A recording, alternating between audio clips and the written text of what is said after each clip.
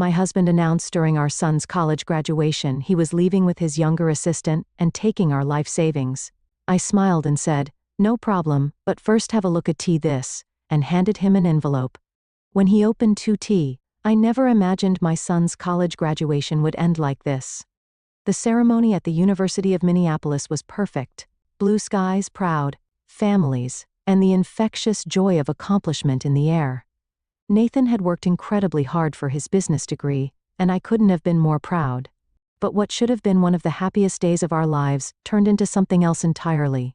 I'm Anna, and after 25 years of marriage, I thought I knew my husband Benjamin.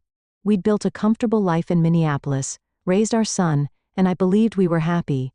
I worked as a financial advisor while Benjamin managed his own consulting firm. We weren't wealthy, but we'd saved carefully over the years, planning for retirement and our son's future. That afternoon, as we gathered for photos after the ceremony, Benjamin was acting strangely. He kept checking his phone and glancing around nervously. His assistant Rebecca was there too, officially to help coordinate the celebration dinner. But something about her presence felt off. She was young, probably around 30, and had been working for Benjamin for the past 2 years. The moment came during the celebratory champagne toast. Benjamin stood up, champagne glass in hand, and I expected him to say something touching about Nathan's achievement. Instead, he cleared his throat and announced, "I have something important to share with everyone." The way he said it made my stomach drop. I'd seen that look before. In my line of work, I'd watched countless people try to hide their nervousness before making life-altering decisions. "I'm leaving," he continued, his voice steady but cold. "Rebecca and I are in love, and we're starting a new life together. I've already transferred our savings to ensure our fresh start." The silence that followed was deafening. Nathan's face went pale, and our guests shifted uncomfortably in their seats. Rebecca stood there with a triumphant smile, her hand resting possessively on Benjamin's arm. But instead of the shock and devastation Benjamin clearly expected, I felt strangely calm. Maybe because I'd seen this coming months ago. Maybe because I'd already prepared for exactly this moment. I reached for my purse, feeling the weight of the envelope inside. 3 months earlier, I'd noticed the first red flag when reviewing our joint accounts, a series of unusual transfers and expensive hotel charges. As a financial advisor, I'm trained to spot irregularities, and these weren't just random splurges. They followed a pattern. The charges always appeared on days when Benjamin claimed to be working late. Minneapolis isn't that big of a city, and the same hotel name kept showing up. The Marquette, downtown, just 2 blocks from his office, always on Wednesday nights. Always the same suite. I didn't confront him immediately. Instead, I started digging deeper. Working with numbers for 20 years had taught me patience and precision. I tracked every transaction, every receipt, every suspicious movement in our accounts. The evidence mounted steadily. Dinner reservations for 2 at expensive restaurants, jewelry purchases from Tiffany's, and first-class plane tickets to Caribbean destinations I'd never heard about. Then came the offshore account transfers. Benjamin thought he was being clever, hiding money in a Cayman Islands account. But he'd forgotten one crucial detail. I'd handled our taxes for the past 15 years. I knew every legitimate account, every investment, every penny we'd saved together. These new transactions stuck out like neon signs. The final confirmation came from my friend Laura in HR at Benjamin's firm.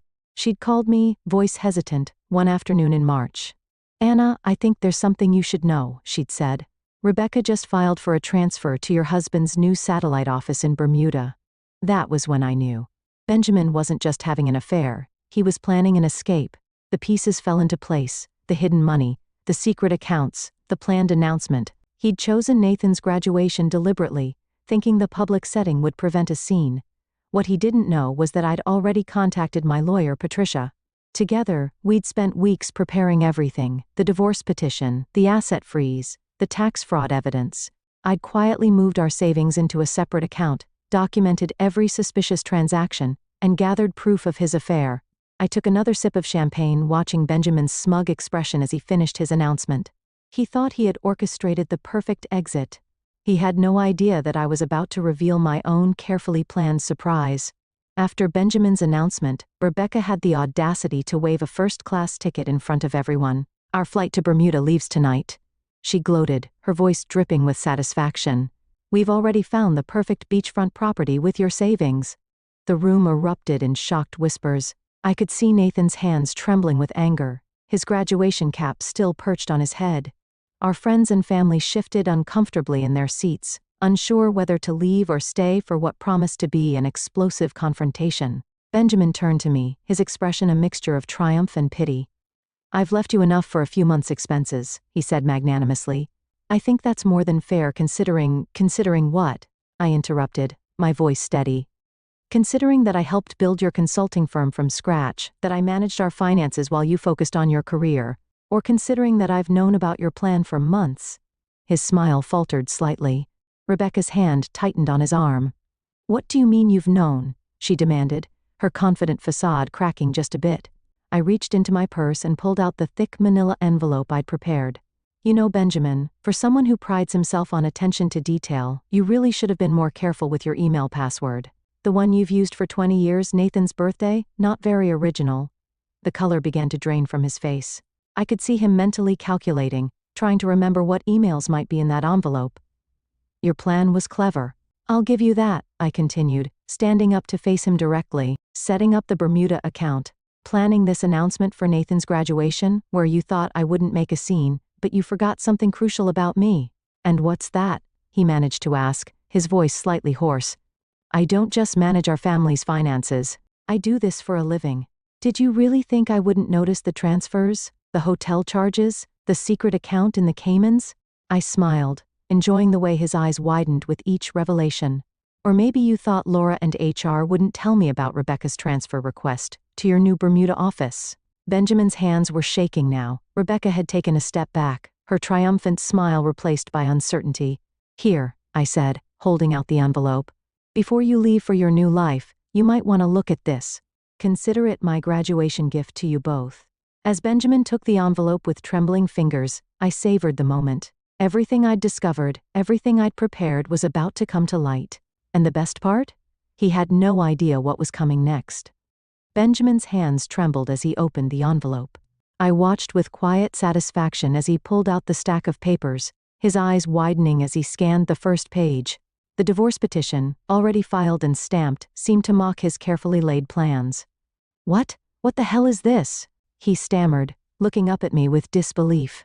I took another sip of champagne, savoring its crisp taste. "Oh, just some light reading before your romantic getaway," I replied sweetly. "You might want to pay special attention to page 3. Rebecca peered over his shoulder, her perfectly manicured nails digging into his arm as she read. The bank statement showed our joint account's current balance. 0. Every penny had been legally transferred weeks ago to an account solely in my name. "You can't do this," Benjamin sputtered, his face reddening. "That's our money." "Our money?" I interrupted, raising an eyebrow. "You mean the money you were planning to steal? The money you've been slowly siphoning into offshore accounts?" I gestured to the next set of documents. "Speaking of which, the IRS is very interested in your creative accounting methods." The color drained from his face as he flipped through the papers. Hotel receipts, restaurant bills, email printouts detailing his affair with Rebecca, including their plans for this very announcement. Each page was another nail in the coffin of his escape plan. Nathan stood beside me now, his graduation gown rustling as he moved closer. "Dad," he said, his voice thick with emotion. "You were really going to do this? Today of all days?" Benjamin couldn't meet our son's eyes. Instead, he frantically shuffled through the remaining papers until he reached the court order freezing his assets. His hands shook so badly he nearly dropped it. "Everything's frozen," I explained calmly. "Your personal accounts, your business accounts, even that lovely little nest egg you thought you'd hidden in the Caymans. My lawyer is quite thorough." Rebecca's triumphant smile had completely vanished. "Babe, what's happening? What does she mean everything's frozen?" I turned to her with mock sympathy. "It means, dear, that your sugar daddy is officially broke. Well, not broke exactly. Just unable to access any of his money. I hope you kept your return ticket because it looks like that beachfront property in Bermuda might have to wait." The gathered guests watched in stunned silence. My friend Laura, who had helped expose their plan, tried unsuccessfully to hide a smile behind her hand. Benjamin's younger brother Thomas shook his head in disgust while his wife Catherine whispered, "Good for you, Anna. You've ruined everything," Benjamin hissed, his facade of control completely shattered. I stepped closer, lowering my voice so only he could hear. "No. You ruined everything the moment you decided to betray our family. I'm just making sure you face the consequences of your choices." The stack of papers slipped from his grasp, scattering across the floor like fallen leaves. Rebecca scrambled to pick them up. Her face flushed with humiliation as she realized their perfect plan was unraveling in front of everyone. Benjamin's composure crumbled as he reached the final document, a formal letter from his company's board of directors. His hands gripped the paper so tightly it crumpled at the edges. The letter detailed an immediate investigation into his relationship with Rebecca, citing potential abuse of power and misuse of company resources. "You went to the board?" he whispered, his voice hoarse with disbelief. "Actually, I didn't have to," I replied calmly. "It seems someone else noticed your inappropriate behavior with a subordinate. The ethics committee has been watching you for months." Rebecca's face went pale. "What does this mean for my position?" "Well," I said, setting down my champagne glass, "I believe the HR term is immediate termination, though given the circumstances, finding another job in Minneapolis might be challenging." Benjamin suddenly straightened, attempting to regain control of the situation. "This is ridiculous. I built that company from nothing." They can and they have," I cut in. "The board's quite concerned about potential lawsuits. Apparently, you're not the first executive to think he could use his position to pursue younger employees." Nathan stepped forward, his graduation cap now in his hands. "I can't believe you did this, Dad. To Mom, to our family, to everything we've built." "Son, you don't understand," Benjamin pleaded, reaching for Nathan's arm. "Sometimes marriages just don't." Nathan jerked away from his touch. "Don't try to justify this. You were going to steal Mom's savings and run away with your assistant on my graduation day. I understand perfectly." Rebecca, now gathering her composure, attempted to salvage what she could. "Benjamin, they can't prove anything about us. We can fight this." I laughed, the sound sharp and clear in the tense atmosphere. "The email thread where you both planned this entire scheme, including today's announcement, the hotel receipts, the witness statements from your coworkers, I think they can prove quite a bit." Several of our guests had quietly slipped away, but many remained, watching the scene unfold with a mixture of shock and fascination. Benjamin's brother Thomas approached, placing a supportive hand on Nathan's shoulder. "How long?" Thomas asked, his voice heavy with disappointment. "How long have you been planning to abandon your family?" Benjamin's silence was damning. Rebecca answered instead, her voice shrill with defensive anger. "We've been in love for 18 months. We shouldn't have to hide it." 18 months? I mused, tapping my chin thoughtfully. "Interesting. That's exactly how long I've been documenting everything. Every transaction, every meeting, every little lie. I had a feeling it might come in handy someday." The weight of realization crashed over Benjamin's face. While he'd been meticulously planning his escape, I'd been 2 steps ahead, quietly building an ironclad case against him. His perfect plan, his dreams of a new life with his young assistant, his carefully hidden money, all of it was slipping through his fingers like sand. Benjamin made one last desperate attempt to salvage his crumbling world.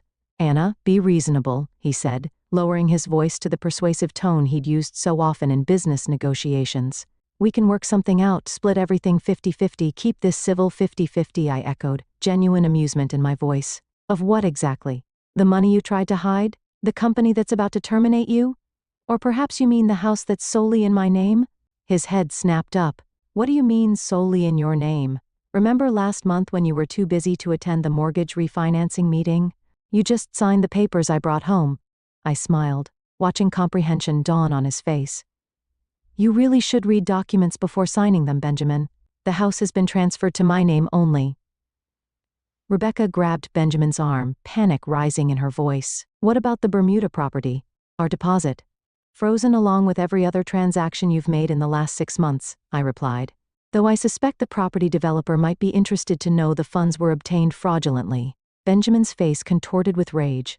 "You've vindictive by Dad." Nathan's sharp voice cut through the air. "Don't you dare finish that sentence." The remaining guests watched in stunned silence as Benjamin's carefully crafted facade finally shattered completely. His shoulders slumped, and for the first time, he looked his age. "I've worked with your lawyer, Patricia," I continued calmly. "She's prepared a fairly generous settlement offer considering the circumstances. You can sign it now, or we can let the judge decide after reviewing all this evidence. Your choice." Rebecca stepped away from Benjamin, her young face etched with dawning horror. "You promised me security," she whispered to him. "You said we'd have everything we needed." "Oh honey," I said, almost feeling sorry for her. "He promised me security too 25 years ago, look how well that turned out." Thomas approached his brother, disgust evident on his face. "The family lake house you've been maintaining for Mom and Dad?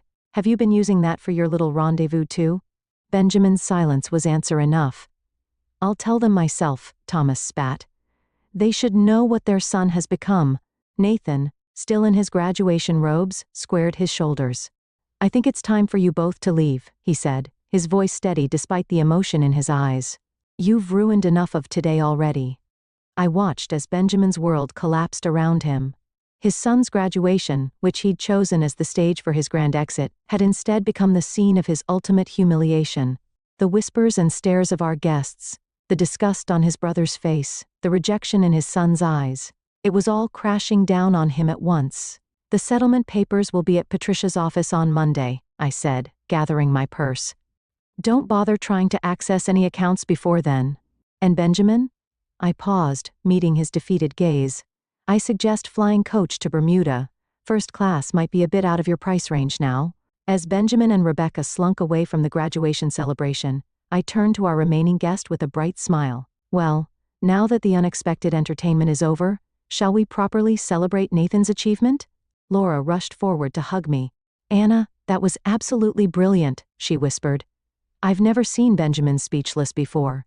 Nathan wrapped an arm around my shoulders. "Mom, I can't believe you've been planning this for months without letting on. How did you stay so calm?" "Years of handling other people's finances taught me patience," I replied, squeezing his hand. "And watching your father's schemes fall apart was worth every second of waiting." Thomas raised his glass. "To Anna, who just gave us the most satisfying show of justice I've ever witnessed, and to Nathan, whose graduation will certainly be remembered for years to come." The remaining guests laughed and clinked their glasses. The tension in the room dissolved into a celebratory atmosphere as everyone gathered around to congratulate Nathan properly. Catherine Thomas's wife pulled me aside. "That letter from the board, you timed everything perfectly, didn't you?" I smiled. The ethics committee had been building their case for months. I just made sure their announcement coincided with his planned escape.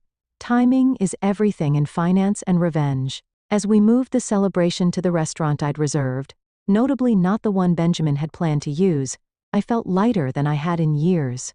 The weight of Benjamin's betrayal and deception had been replaced by a sense of triumph and freedom. Nathan leaned over and whispered, "Best graduation gift ever, Mom." 2 weeks later, I sat across from Patricia in her downtown Minneapolis office, reviewing the final divorce settlement. Benjamin had signed everything without protest. The fight completely drained from him after our graduation day confrontation. The company's ethics investigation had revealed even more than I'd uncovered.